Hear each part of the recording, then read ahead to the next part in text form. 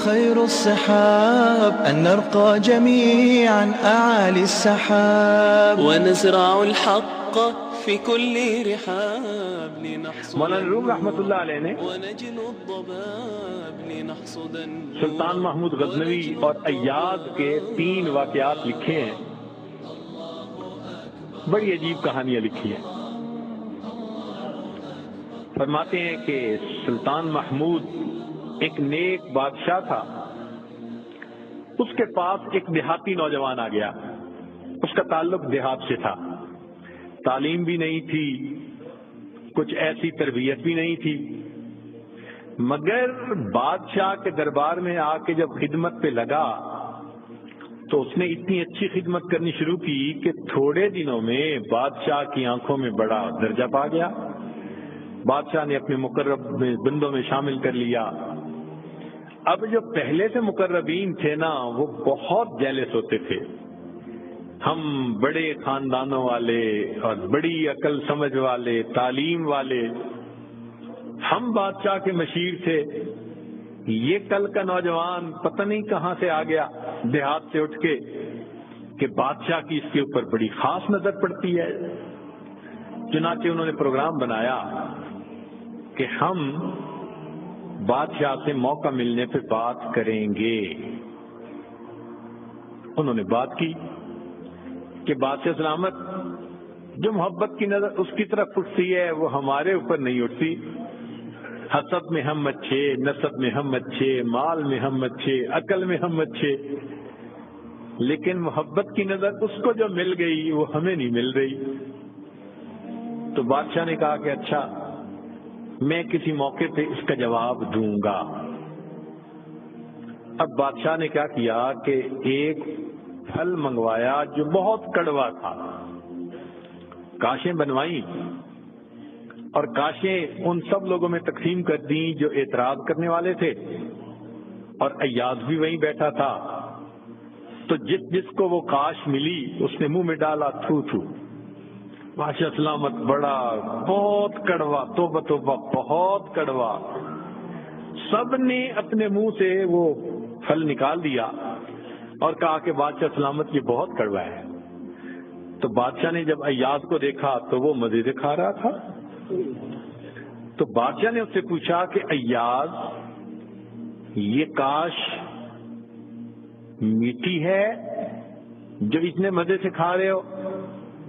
اس نے کہا بادشاہ سلامت ہے تو کڑوی، کھاتے کیوں جا رہے ہو؟ اس نے کہا بادشاہ سلامت میرے دل میں یہ بات آئی کہ جس بادشاہ کے ہاتھوں سے میں زندگی بھر میٹھی چیزیں لے کے کھاتا رہا، اگر آج مجھے کڑوی بھی مل گئی تو میں اس کو واپس کیسے کروں؟ عمر بھر میٹھی چیزیں لے کے کھاتا رہا، آج کڑوی بھی مل گئی تو واپس کیسے کروں؟ کاش کہ یہ چیز ہمارے اندر آ جاتی کہ جس پروردگار کی نعمتوں سے ساری زندگی ہم انجوائے کرتے رہتے ہیں، اگر کبھی کوئی اس کی طرف سے آزمائش کی گھڑی بھی آ جائے تو ہم پھر شکوہ کیوں کرتے؟ اب بادشاہ نے سوچا کہ بھائی یہ لوگ جو بہت اعتراض کرنے والے تھے نا، ان کے سامنے کوئی اور ایسا ہیلا کرنا چاہیے کہ ذرا ان کو بات سمجھ میں آ جائے۔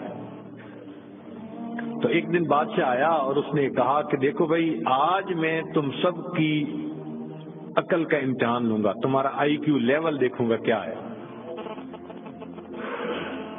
اور میں دیکھتا ہوں کہ کون اس میں پاس ہوتا ہے۔ اب جب بتا دیا تو سب بڑے محتاط ہو گئے۔ بادشاہ نے ایک موٹا سارا ہیرا دکھایا، دیکھو یہ کتنا قیمتی ہے، کتنا چمکدار ہے، اور ایک ہتھوڑا بھی ساتھ دیا، اور پہلے کو کہا کہ جی یہ ذرا ہیرا جو ہے توڑ کے دکھاؤ۔ اب وہ سمجھ رہا تھا کہ بادشاہ نے ہم سے امتحان لینا ہے ہماری سمجھداری کا، تو اس نے کہا بادشاہ سلامت یہ ہیرا تو بہت قیمتی ہے، اتنے کیرٹ کا اور بالکل بے عیب ہے، کوئی فلاں نہیں، فلاں لیس ہے، لہذا اس کو تو نہیں توڑنا چاہیے۔ بادشاہ مسکرایا، کہنے لگا ہاں بہت اچھا۔ تو وہ سمجھا کہ بھائی میں نے بادشاہ کو کنونس کر دیا، چنانچہ دوسرے کو دیا، اس نے بھی اسی قسم کی لاجک۔ تیسرے کو دیا، اس نے بھی لاجک. جتنے اعتراض کرنے والے تھے سب کو ہیرا ہتھوڑا دیتے رہے، وہ یہی لاجک دیتے رہے اور معذرت کرتے رہے، حتیٰ کہ بادشاہ نے وہ ہیرا ایاز کے ہاتھ میں پکڑایا. جب ایاز کو کہا ایاز اسے توڑو، ایاز نے اس کو نیچے فرش پہ رکھا، دے کے مارا ہتھوڑا اور اس کے ٹکڑے ٹکڑے کر دیے. اب جب اتنے قیمتی ہیرے کے ٹکڑے ہو گئے تو وہ تو سارے خوش ہو گئے. آج اس کا گنوار پن کھلا، اس کی جہالت کھلی، بے وقوف، کیا پتا اس کو یہ کتنی قیمتی چیز تھی. تو وہ ایکسپیکٹ کرنے لگے کہ آج تو بادشاہ اس کو دھکا دے دے گا دربار سے. تو جب ہیرے کے ٹکڑے ہو گئے تو بادشاہ نے اس کی طرف دیکھ کے کہا ایاز تو نے ہیرے کے ٹکڑے کر دیے، اتنے قیمتی ہیرے کے؟ تو ایاز نے آگے سے سمپل سا آنسر دیا کہ بادشاہ سلامت، آپ نے مجھے حکم دیا تھا ہیرے کو توڑ دو. اب میرے سامنے دو آپشن تھی، یا تو اتنے قیمتی ہیرے کو توڑ دیتا، یا پھر میں انکار کرتا تو آپ کے حکم کو توڑ دیتا. میری نظر میں آپ کا حکم ایسے سینکڑوں ہیروں سے زیادہ قیمتی تھا، لہذا اس کو کم قیمت سمجھتے ہوئے میں نے آپ کے حکم کو نہیں توڑا، میں نے ہیرے کو توڑ دیا. تو بھئی جتنا ایاز کے دل میں بادشاہ کے حکم کا احترام تھا، کاش ہم بندوں کے دل میں پروردگار کے حکم کا ایسا احترام آ جاتا. ہم خواہشوں کو توڑ دیں، تمناؤں کو توڑ دیں، اپنی امیدوں کو توڑ دیں، ہم کبھی بھی حکم خدا کو نہ توڑیں. تیسرا واقعہ لکھا کہ ایک دن ایک معترض جو تھا وہ آیا اور اس نے کہا کہ بادشاہ سلامت، یہ جو آپ کا زیادہ ہے نا چہیتا ایاز، ہمیں لگتا ہے کہ یہ خزانے سے چیزیں چراتا ہے، ہمیں تو شک ہے.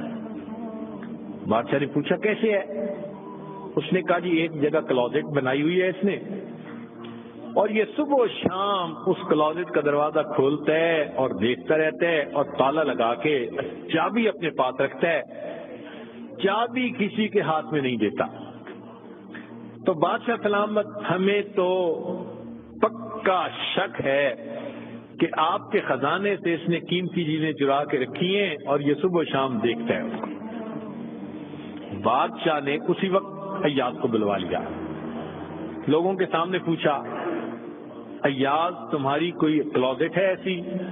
جی. تالا لگا کے رکھتے ہو؟ جی. صبح شام کھول کے دیکھتے بھی ہو؟ جی. لاؤ چابی اس کی. ایاز نے چابی نکال کے دے دی. بادشاہ نے ایک آدمی کو بھیجا کہ جاؤ اور کلوزٹ میں جو کچھ پڑا ہے سب اٹھا کے یہ کہ لے کے آؤ. اب جب وہ گیا تو ایاز تو مطمئن کھڑا رہا، مگر معترضین بڑے خوش ہوئے، آج پکڑا گیا، آج سمجھ لگے گی بادشاہ کو یہ کیسا بددیانت انسان. تھوڑی دیر گزری تو جو گیا تھا وہ تالا کھول کے کیا دیکھتا ہے کہ اس میں ایک پرانا سا لباس ہے اور ایک پرانا سا جوتا رکھا ہوا اور کچھ بھی نہیں.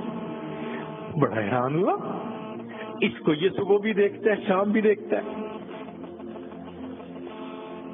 وہ اس کو لے کے بادشاہ کے پاس آیا. بادشاہ سلامت، کلوزٹ میں یہ دو چیزیں تھیں.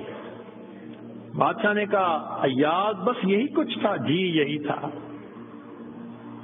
ایاز یہ تو اتنی قیمتی نہیں کہ تم ان کو تالے میں رکھو اور صبح شام اس کو جا جا کے دیکھو. ایاز نے کہا کہ بادشاہ سلامت میرے لیے قیمتی ہے. پوچھا کیوں؟ کہ بادشاہ سلامت، جب میں پہلی مرتبہ آپ کی خدمت میں حاضر ہوا تھا میں دیہاتی سا لڑکا تھا، یہ تہبند باندھی تھی، یہ کرتا پہنا تھا، یہ جوتا پہنا ہوا تھا. میں نے اس کو اپنے لیے پریزرو کر کے رکھ لیا. اب روز صبح اور شام میں دروازہ کھولتا ہوں، اپنے نفس کو مخاطب کر کے کہتا ہوں، ایاز بادشاہ کے احسانات کو مت بھولنا، تمہیں جو اس نے رتبہ دیا تمہاری اوقات تو یہ تھی، تمہاری اوقات یہ تھی۔ میں صبح بھی اپنے آپ کو یاد دلاتا ہوں، میں شام بھی اپنے آپ کو یاد دلاتا ہوں۔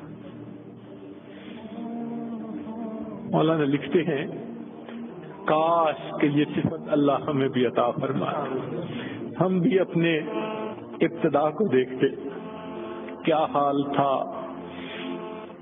کیا ہماری اوقات تھی، اور آج اللہ نے اپنی رحمتوں سے، نعمتوں سے، برکتوں سے کس طرح ہمیں مالا مال کر دیا، ہم بھی اپنی بنیاد کو یاد رکھتے ہیں۔ تو اگر ایک دنیا کا غلام اپنے مالک کے حکم کو اتنا قیمتی سمجھتا ہے تو ہم تو اللہ کے ویسے ہی بندے ہیں، غلام سے بھی ایک درجہ نیچے، ہم تو اللہ کی ملک ہیں، مخلوق ہیں اس کی۔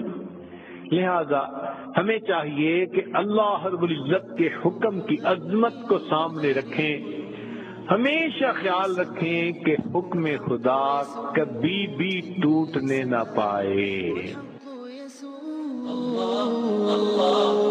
الله أكبر الله الله الله أكبر لا إله